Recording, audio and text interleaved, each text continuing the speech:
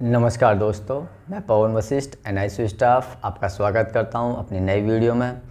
दोस्तों, आज हम बात करने वाले हैं नवजात शिशु को होने वाला पीलिया। दोस्तों, अधिकांश शिशुओं को आपने देखा होगा कि जन्म के बाद में 3 से 4 दिन बाद पीलिया देखने को मिलता है।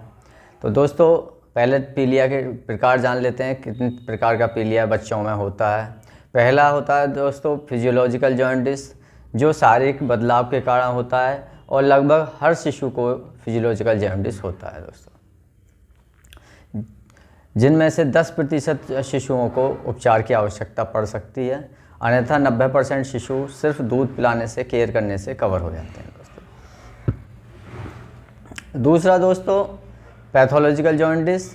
पैथोलॉजिकल जॉन्डिस जन्म के 24 घंटे के अंदर देखने को मिलता है, यानी कि 24 घंटे में शिशु का पीलिया इतना बढ़ जाता है कि उसके पीलिया का स्तर हाथ व पैरों तक पीलापन पहुंच जाता है।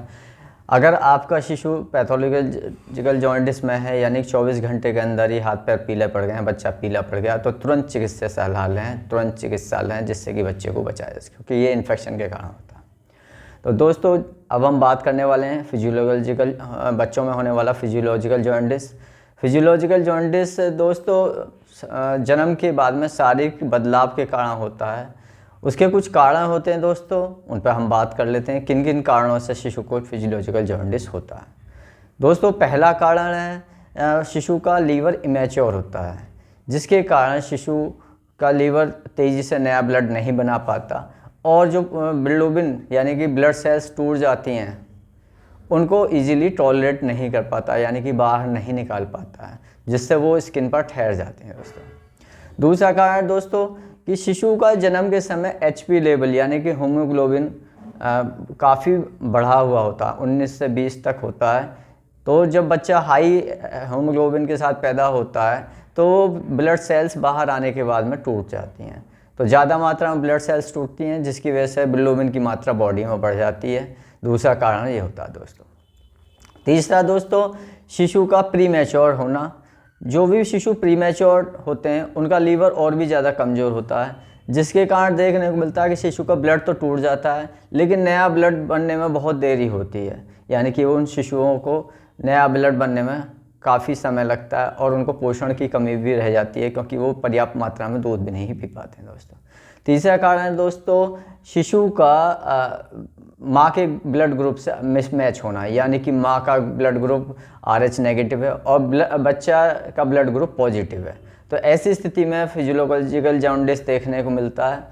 तो RH नेगेटिव होने की स्थिति में माँ को जन्म के 24 घंटे के अंदर ही, यानी कि माँ ने अगर शिशु को जन्म दिया है तो 24 घंटे के अंदर ही NTD का इंजेक्शन लगाना होता है, जिससे कि उसके जो ब्लड के रिएक्शन होता है बच्चे के माँ के दूध से बच्चे के ब्लड में, वो देखने को नहीं मिलता है, यानी कि बच्चे को पीलिया होने की संभावना कम हो जाती है। दूसरा दोस्तों, माँ का ब्लड ग्रुप O पॉजिटिव होना, या O पॉजिटिव होने के साथ साथ बच्चे का ब्लड ग्रुप AB होना। तो AB कंपैरिजन में भी ऐसा देखने को मिलता है। उससे अगला दोस्तों, शिशु का को बीमारी लगना, यानी कि जैसे सांस, बच्चा जन्म हुआ, जन्म के बाद में वो बीमार हो गया, यानी कि उसको सांस लेने की दिक्कत लंबे समय रही है, या बर्थ एक्सपेसिया में रहा, या कोई भी सीवियर डिसीज़ उसको हुई है जन्म के बाद में। तो यदि शिशु लंबे समय तक बीमार रहता है, उस स्थिति में भी शिशु को फिजियोलॉजिकल जॉन्डिस देखने को मिलता है, क्योंकि पोषण की मात्रा पर्याप्त उसको मिल नहीं पाती है बीमारी की वजह से, और उसका ब्लड जो गर्भ का खून होता है HB लेवल वो उसका कम हो जाता है, और जो ब्लड सेल्स टूटती हैं वो स्किन पर जाकर ठहर जाती हैं। तो इसलिए भी नवजात शिशुओं को पीलिया देखने को मिलता है। उसका अगला कारण दोस्तों G6PD हार्मोन्स होता है बच्चे में, उसकी कमी देखने को मिलती है। अगर G6PD हार्मोन्स की कमी बच्चे में है तो भी फिजियोलॉजिकल जॉन्डिस बच्चे को होगा, यानी कि पीलिया की देखने को शिशु को मिलेगा। और जो मुख्य कारण होता है दोस्तों नवजात शिशुओं में, जो सबसे ज़्यादा आम कारण है जिसकी वजह से नवजात शिशुओं में पीलिया देखने को मिलता है, वो होता है फीडिंग फॉल्ट होना, यानी कि नवजात शिशुओं को पर्याप्त मात्रा में दूध ना मिल पाना, यदि शिशु को पर्याप्त मात्रा में दूध नहीं मिलता है दोस्तों, तो शिशु डिहाइड्रेट हो जाता है और शिशु को पोषण नहीं मिलता है। जैसा कि दोस्तों आप जानते हैं, जब शिशु को पीलिया होता है तो शिशु का जो बिल्रुबिन होता है, यानी कि टूटा हुआ ब्लड सेल्स होते हैं, डेड सेल्स होते हैं ब्लड की, वो शरीर में ठहर जाते हैं, क्योंकि जो बिल्रुबिन होता है वो शरीर से बाहर नहीं निकल पाता। उसकी वजह होती है कि उसका डिहाइड्रेट हो जाना, यानी कि उसको पोषण पर्याप्त मात्रा में ना मिल पाना, दूध पर्याप्त मात्रा में ना मिल पाना, जिसकी वजह से शिशु के शरीर में वो ठहर जाते हैं और शिशु यूरिन के रास्ते व स्टूल के रास्ते उसको पास नहीं कर पाता है। तो ऐसी स्थिति में सबसे ज़्यादा पीलिया देखने को मिलते हैं, जो फीडिंग फॉल्ट के कारण होते हैं, जब माँ ठीक से बच्चे को अटैच नहीं कर पाती छाती से, बच्चे का पेट नहीं भर पाती है। और ये शुरुआत के 3 से 4 दिन के अंतराल में ही होता है, क्योंकि शुरुआत में बच्चा भी अनट्रेंड होता है, उसे भी फीड करना नहीं आता है, और माँ भी अनट्रेंड होती है, खासकर प्राइमरी बेबी में। तो उस स्थिति में जब बच्चे को पर्याप्त पोषण नहीं मिलता, पर्याप्त दूध नहीं मिल पाता है, तो वहाँ फिजियोलॉजिकल जॉन्डिस सबसे ज़्यादा देखने को मिलता है। तो दोस्तों पहले बचाव की बात कर लेते हैं कि फिजियोलॉजिकल जॉन्डिस शिशु को ना हो, उसके लिए हम क्या क्या कदम उठा सकते हैं। दोस्तों पहला कदम तो दोस्तों सही तरीके से फीड कराना। शिशु को इंश्योर करें कि जब शिशु का जन्म हुआ है उसके बाद में शिशु को पेट भर के दूध मिल पाए, जिससे कि शिशु डिहाइड्रेट ना हो। अगर शिशु आपका डिहाइड्रेट नहीं होगा तो शिशु को पर्याप्त मात्रा में पानी की मात्रा मिलेगी, दूध के रूप में, और शिशु यूरिन के रास्ते और स्टूल के रास्ते अपने बिल्रुबिन को निकालता रहेगा, और शिशु को पोषण पर्याप्त मात्रा मिलता है, जिससे कि नया ब्लड भी बनता रहता है। दूसरा दोस्तों, माँ का दूध, जो माँ दूध पिलाने वाली है, माँ को भी डिहाइड्रेशन ना हो। अक्सर देखने को मिलता है कि प्रसूता को कम पानी पीने को मिलता है, माताएं व बहनें प्रसूता को लिक्विड की मात्रा घटा देती हैं। ऐसा ना करें, प्रसूता को भी लिक्विड की मात्रा अच्छी मात्रा में दें, दूध, लिक्विड, जो भी जिस रूप में भी आप दे रहे हैं, पानी गुनगुना, जिससे कि प्रसूता के शरीर में भी डिहाइड्रेशन ना हो, उसकी जो दूध की गुणवत्ता वो बनी रहे, यानी कि तरल रहे, गाढ़ा दूध ज़्यादा ना मिले, शिशु को पतला दूध मिले, जिससे कि शिशु को अच्छी मात्रा में पोषण मिल सके, यानी कि लिक्विड की मात्रा बढ़ सके। उससे अगला दोस्तों, शिशु की साफ़ सफाई का भी आपको ध्यान रखना है। इस दौरान कोई भी ऐसा कदम ना हो शिशु के साथ जिससे कि कोई इन्फेक्शन का सोर्स उसके साथ लग सके। कई बार फिजियोलॉजिकल जॉन्डिस के साथ साथ इन्फेक्शन का सोर्स शिशु को मिल जाता है, बाहर का कुछ पिला दिया है माताएं व बहनों ने, तो उससे भी इन्फेक्शन बढ़ जाता है, उससे भी कई बार जॉन्डिस देखने को मिलता है। दोस्तों अब जॉन्डिस में इलाज की बात कर लेते हैं। फिजियोलॉजिकल जॉन्डिस के इलाज के लिए दोस्तों सबसे पहले पैमाना देख लेते हैं कि कितने बिल्रुबिन बढ़ने पर। वैसे तो आमतौर पर सभी बच्चों को बिल्रुबिन की मात्रा होती है, जितने भी बच्चे जन्म लेते हैं उनको फिजियोलॉजिकल जॉन्डिस जरूर होता है, लेकिन किस स्तर पर शिशु को फिजियोलॉजिकल जॉन्डिस का इलाज लेने की आवश्यकता होती है। दोस्तों तीसरे से चौथे दिन या 5वें दिन शिशु का यदि बिल्रुबिन 10 से 12 हो गया है तो आप चिकित्सा सलाह जरूर लें। अगर इससे कम है तो चिकित्सा उपचार की आवश्यकता नहीं होती है, लेकिन 10-12 बिल्रुबिन पहुंच चुका है शिशु का तो आप चिकित्सा सलाह लें, जिससे कि शिशु को पर्याप्त उपचार मिल सके।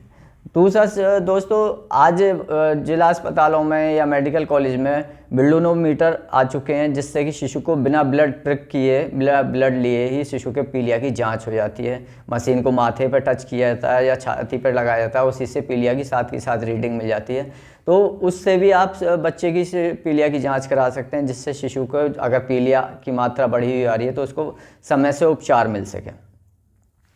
उसके बाद में यदि इंश्योर हो गया है कि शिशु को पीलिया की मात्रा बढ़ी हुई है तो दोस्तों शिशु को फोटोथेरेपी में रखा जाता है, यानी कि नीली लाइट उसको लगाई जाती है, वो अलग तरह की लाइट होती है।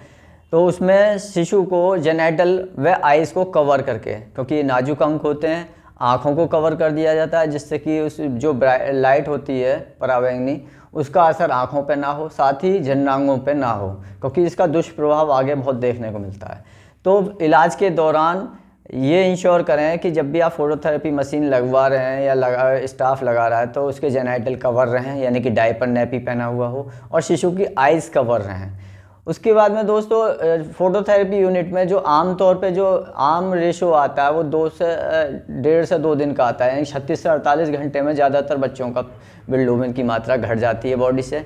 यानी कि जो फोटोथेरेपी मशीन बच्चे को लगाई थी, फोटोथेरेपी की लाइट से जो बिलिरुबिन होता है वो आपका लुब्रिरॉन बन के, यानी कि लिक्विड बन के वो शरीर से निकल जाता है, उसकी फॉर्म चेंज हो जाती है और शरीर पर जो ठहरा हुआ था वो डाइल्यूट हो जाता है और स्टूल व यूरिन के रास्ते वो बाहर निकल जाता है। इलाज के दौरान दोस्तों इंश्योर करें कि शिशु को अच्छी मात्रा में दूध मिल पाए, क्योंकि जब फोटोथेरेपी मशीन लगाई जाती है उस समय उसको गर्माहट रखने के लिए वार्मर में भी रखा जाता है, जिससे कि शिशु को डिहाइड्रेशन हो सकता है। उस स्थिति में बच्चे को अच्छी मात्रा में दूध पिलाएं, जिससे कि शिशु के शरीर में लिक्विड की मात्रा बनी रहे और शिशु का जो बिलिरुबिन डाइल्यूट होकर दूसरे रूप में लुब्रिरॉन में आया है वो लुब्रिरॉन के रूप में लिक्विड में इन्वॉल्व होकर बाहर निकल जाए, तो शिशु का पीलिया आसानी से कम हो जाता है दोस्तों।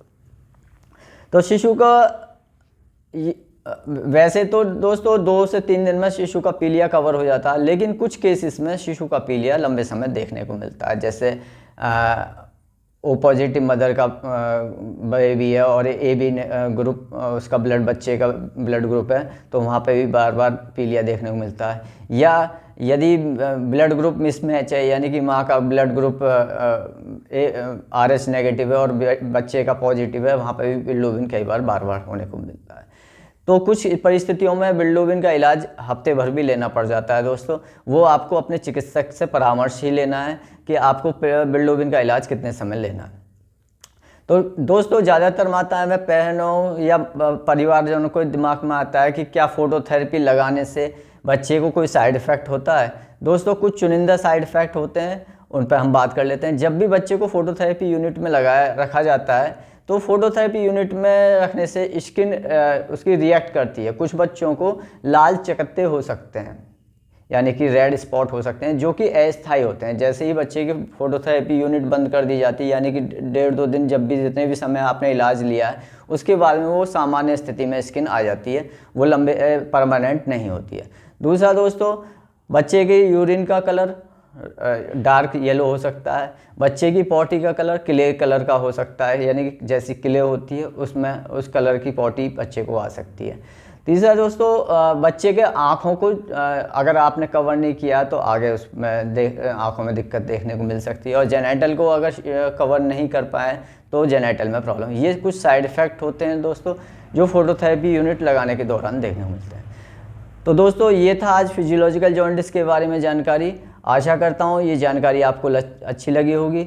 दोस्तों जब भी शिशु को फिजियोलॉजिकल जॉन्डिस होता है तो आमतौर पे माताएं व बहनें बच्चे को धूप लगाने की चाहती हैं कि बच्चे को धूप लगाएं, जबकि आज की नई रिसर्च में देखा गया है कि धूप लगाने से शिशु को जॉन्डिस में कोई लाभ नहीं मिलता है, यानी कि उससे कोई भी ऐसा बेनिफिट देखने को नहीं मिलता है। बशर्ते अगर सर्दी के मौसम में आप धूप लगा रहे हैं तो शिशु को ठंडी हवा लगने से सर्दी होने का डर और बना रहता है, तो इसलिए धूप का कोई बेनिफिट नहीं है। अगर आप शिशु को दूध अच्छी मात्रा से पिला रहे हैं, यानी कि फीडिंग अच्छे से करा रहे हैं, तो शिशु आपका फिजियोलॉजिकल जॉन्डिस से बचा रहेगा और आपका शिशु पीलिया की तरफ नहीं जाएगा। और जब भी शिशु को पीलिया होता है तो घबराएं नहीं, समय से आप चिकित्सक से सलाह लें, जिससे कि शिशु का पीलिया का लेवल ना बढ़े। दोस्तों वैसे तो 18-20 पीलिया होने के बाद ही घबराने की आवश्यकता होती है। अगर आपके शिशु का पीलिया सामान्य स्तर पर बना हुआ है तो आपको घबराने की आवश्यकता नहीं है। 18-20 पीलिया होने पे आप बिल्कुल भी देरी ना करें, तुरंत चिकित्सा इलाज बच्चे का लें। यदि चिकित्सक ने आपके शिशु को ब्लड चेंज करने के लिए बोला है तो इमीडिएटली ब्लड चेंज कराएं, क्योंकि ऐसा ना हो दोस्तों कि अगर ब्लड चेंज नहीं हुआ शिशु का तो बिलिरुबिन का जो एक लेवल होने के बाद में उसका असर ब्रेन पर होने लगता है, जिससे कि ब्रेन का ब्लड बैरियर इफेक्ट कर जाता है, यानी कि ब्रेन में शिशु को दौरे आ सकते हैं और वो स्थिति अच्छी नहीं होती दोस्तों, क्योंकि कई बार ब्रेन का डैमेज परमानेंट हो जाता है। तो उस स्थिति में शिशु को जीवन भर के लिए एक परेशानी देखने को मिलती है कि उसको ब्रेन में प्रॉब्लम हो गई है। तो शिशु को जब भी आपको पीलिया देखने को मिलता है तो आप शिशु की पीलिया होने पर शुरुआती जांच जो वो कराएं, और बिल्कुल भी शुरुआत में घबराने की आवश्यकता नहीं है। एक सामान्य होता है, सिर्फ आपको अच्छे से दूध पिलाना होता है और चिकित्सा सलाह लेनी होती है। तो दोस्तों आशा करता हूँ ये वीडियो आपको अच्छी लगी है। अगर ये वीडियो आपको अच्छी लगी तो इसको लाइक करें, सब्सक्राइब करें, शेयर करें। नमस्कार दोस्तों।